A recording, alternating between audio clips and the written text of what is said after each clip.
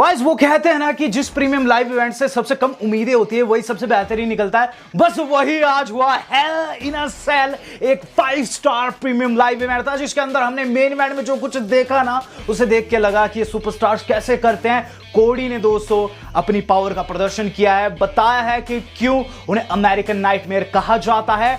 आज के हेल इन अ सेल दोस्तों ऐसा लग रहा था कि बिना ब्लड लाइन के बेकार जाएगी, लेकिन दोस्तों इसमें बिल्कुल भी ऐसा नहीं लगा कि रोमन रेंस नहीं है, उसोस नहीं है। शुरुआत की बात की जाए तो गाइस आज की जो हेल इन अ सेल शुरू हुई थी वो हुई थी Asuka versus Bianca versus Becky के मैच के द्वारा। गाइस इस पर्टिकुलर मैच की बात करूं ना तो इस मैच के अंदर ट्रिपल थ्रेट था और गाइस इसके अंदर डिसएडवांटेज था बियांका को क्योंकि वो चैंपियन है। लेकिन दोस्तों हुआ क्या, हुआ ये कि मैच के अंदर बियांका ही जीती।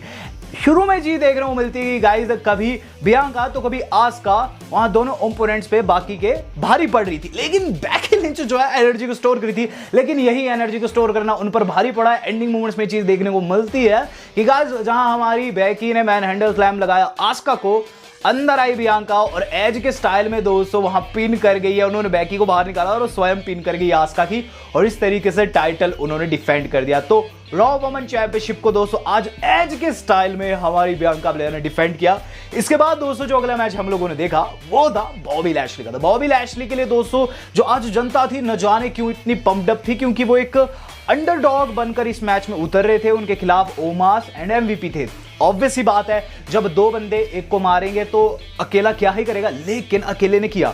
हुआ क्या कि मैच के अंदर दोस्तों शुरू में काफी ज्यादा पिट रहे थे बॉबी लैशली और एक जगह तो उन्हें आउटसाइड क्रैश भी कर दिया ओमास ने और खुद रिंग के अंदर चले गए। लेकिन दोस्तों बॉबी लैशली ने अपनी पावर का प्रदर्शन किया और रिंग के अंदर गए और मैच देते रहे। एंडिंग में दोस्तों ये चीज देखने को मिलती है जब बहुत ही ज्यादा पिटाई होगी बॉबी लैशली की, वहां देखने को मिले अलेक्जेंडर ने दोस्तों वहां ओमास के ऊपर कूद लगाई, लेकिन ओमास ने उन्हें पकड़ लिया और जैसे ओमास ने उन्हें बाहर निकाला पीछे से लगा spear out of nowhere, Bobby Lashley ने लगा दिया स्पीयर ओमास को, जिसके बाद दोस्तों उन्होंने आसानी से ओमास को बाहर निकालने के बाद एमवीपी को सबमिशन में फंसा दिया। और वो दोस्तों सब जानते हैं कि एमवीपी नहीं सह सकते बॉबी लैशली का सबमिशन, हर्ट लॉक पर उन्होंने टैप आउट कर दिया।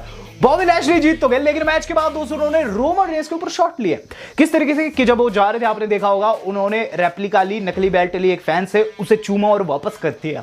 ये दोस्तों एक तरीके का सूचक है कि उन्हें डब्ल्यूडब्ल्यूई चैंपियनशिप फिर से चाहिए और हो सकता है कि आगे जाकर डब्ल्यूडब्ल्यूई वाले इस मैच को कंफर्म भी कर दे।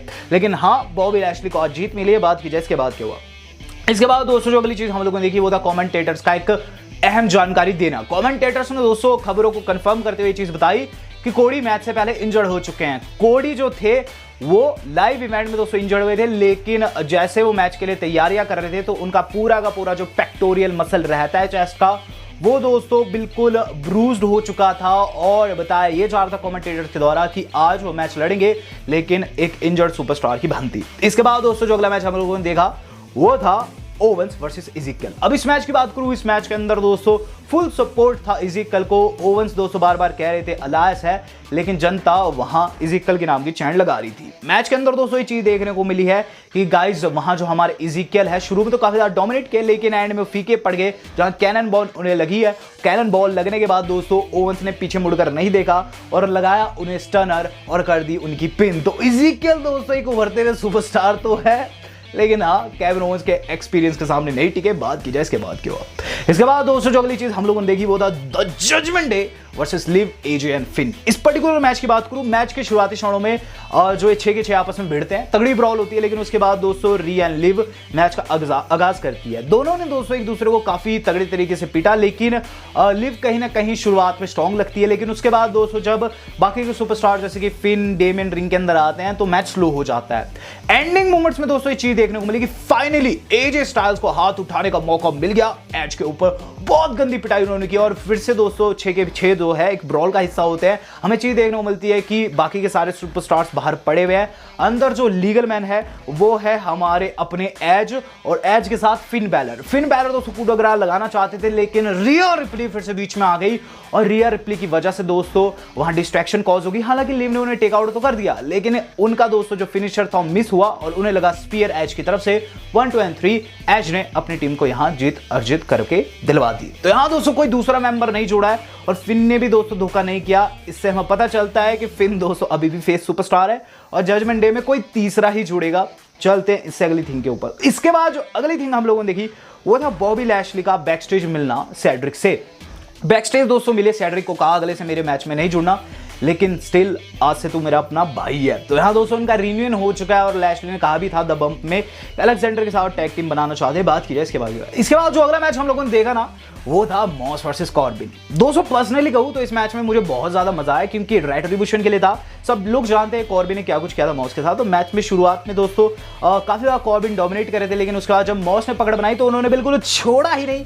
उन्होंने दोस्तों बहुत ज्यादा मारा, नो होल्ड्स बार था, पूरा फायदा उठाया स्टिपुलेशन का और एक जगह चेयर से इतनी ज्यादा पिटाई की कि गाइस दांतों तले नाखून चबाना पड़ गया।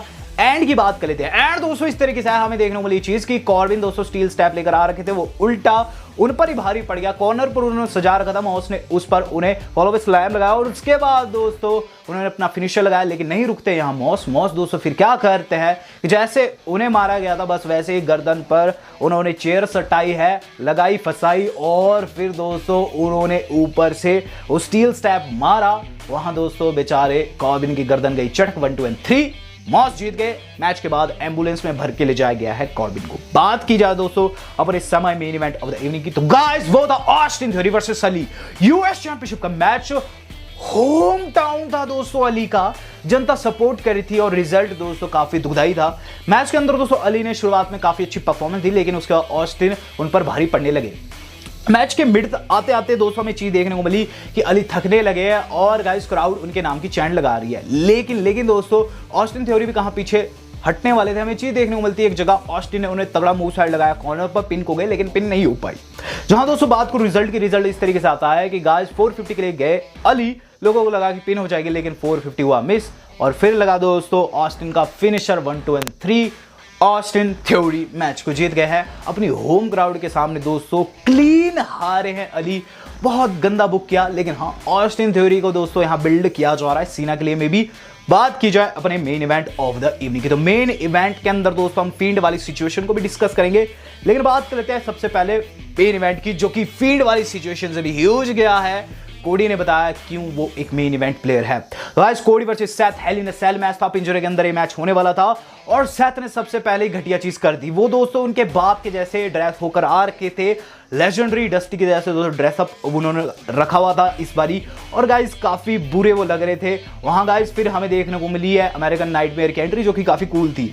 मैच दोस्तों जैसे बिगन हुआ हमने देखा कि जब कोडी ने अपना दोस्तों जो उनका ब्लेजर रहता है वो जैसे ही हटाया, पूरा का पूरा दोस्तों जो पैक था बिल्कुल ऐसे सूजा हुआ था और काफी बुरा लग रहा था देखने में। ऐसा लग रहा था कि ये बंदा कैसे लड़ेगा। आपको बता दूं दोस्तों कि ये पेंट वेंट नहीं था, क्योंकि ये पेंट होता तो निकल जाता, ये पेंट नहीं था और पूरे तरीके से सूज चुका था। मैच में दोस्तों ये चीज देखने को मिलती है कि सेथ ने सबसे पहले इसी को ही टैकल किया कैंडो स्टिक से, उसे काफी ज्यादा घड़ा और उसके बाद दोस्तों काफी ज्यादा दर्द हुआ कोडी को। मैच दोस्तों कहां सिचुएशन चेंज होती है, जहां दोस्तों टेबल बिछाया हुआ था, टेबल पर दोस्तों कोडी को लेटाया हुआ था, स्प्लैश मिस हो गई सेथ की और उसके बाद दोस्तों मजा ही आ गया। उसके बाद हमें चीज देखने को मिली है कि फिर जो हमारे अपने सेथ है वो दोस्तों बेल्ट लेकर आते हैं, बेल्ट का यूज करते हैं जो कि कुछ वैसी रंग की थी जिस रंग के दोस्तों उनकी ड्रेस थी, यानी कि दोस्तों डस्टी के रंग की वो बेल्ट थी। और उसके बाद दोस्तों चीज देखने को मिली कि गाइस बीच में जो हम अपने कोडी है वो कमबैक करते हैं और फिर वो लाते हैं बुल रोप। मैच दोस्तों बुल रोप वाला बन गया,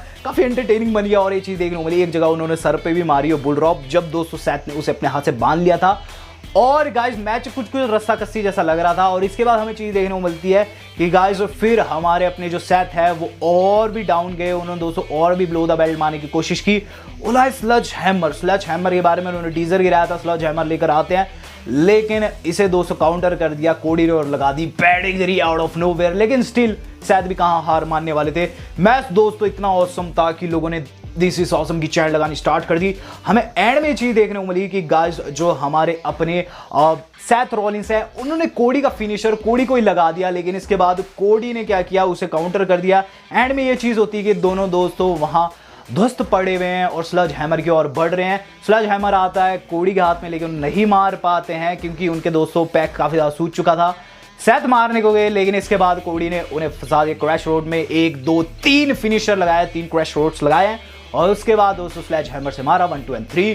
कोडी मैच को जीत गए। तो काफी ब्रूटल काफी ग्रूसम मैच था और इस तरीके से दोस्तों विजय प्राप्त किया हमारे कोडी ने। और कोडी दोस्तों मुझे लगता है आप सीधे मेन इवेंट में जाएंगे, लेकिन मुझे इस बात पे भी कंफ्यूजन है कि जो कुछ लैशली ने किया है, तो आप कोडी और लैशली में से किसे फेस करता हुआ देखना चाहेंगे आगे? रोमन रेस को कमेंट करके जो बताएगा। लेकिन वहीं बात की जाए फील्ड की, तो फील्ड पर दोस्तों अपडेट ये थी कि ये सब रूमर्स थे, वो हेल इन अ सेल का पार्ट होने ही नहीं वाले थे। और गाइस इस रूमर के चलते बहुत ज्यादा टिकटें भी बिकी एंड मूवमेंट पर, जो सेकंड मार्केट रहता है, जो कि दोस्तों सेकंड हैंड टिकट्स बेचते आगे से आगे, उनकी दोस्तों काफी बिक्री हुई, क्योंकि रूमर काफी तेज हो गया था कि फील्ड आने वाले, लेकिन फील्ड ऑब्वियसली बुक्ड नहीं थे और इसीलिए नहीं आए। हालांकि दोस्तों हेल इन अ सेल बिना फील्ड के भी काफी ऑसम पीवी था। आपको कैसा लगा कमेंट करके जो बताएगा। वीडियो पसंद वीडियो को लाइक एंड शेयर जो कीजिएगा। आज तक इतना ही, धन्यवाद, शब बखैर।